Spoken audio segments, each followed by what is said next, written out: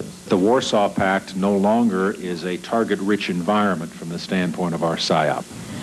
Sometimes I feel they're talking in another language.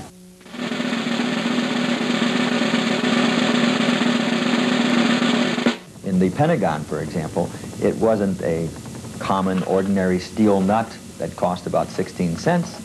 It was a hexaform rotatable surface compression unit, which is why it cost $2,043 a piece for them. A great tool of power by those who want to maintain power, keep power, and use power is language. It's not terror and violence, it's language. The State Department decided that it would no longer use the word killing in its reports on human rights. Instead, it would talk about unlawful or arbitrary deprivation of life. Now, that's a euphemism that is designed to mislead. But the use of these euphemisms in target servicing is a great one, really hides the reality of what war is, and we ought not to do that. We ought to make sure that everyone understands what a terrible, bloody thing war is. I point out in my book that in 1947, in the Defense Unification Act, buried down in that act, we changed the Department of War to the Department of Defense. And I think that that is the single most effective and far-reaching piece of doublespeak in the 20th century.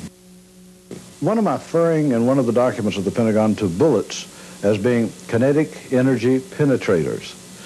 And the same document referred to violence processing as the explanation for combat. Who called the Titan II, which is one of the most powerful weapons in the nuclear arsenal, a very large, potentially disruptive re-entry vehicle. Sort of as if it's going to disrupt your party or something.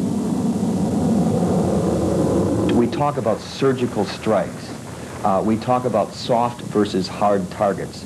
Soft targets are cities. They're talking about taking out population centers here, soft target in a surgical strike. Of course, they didn't call it an invasion. They called it a pre-dawn vertical insertion. Peace. A peace in one of the Pentagon documents was referred to as permanent pre-hostility.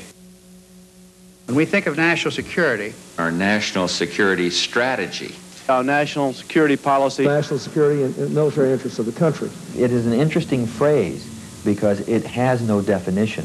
It is a phrase that is taken out and evoked to clothe any kind of actions that those in power want to cloak with legitimacy, and also to forestall debate or dissent.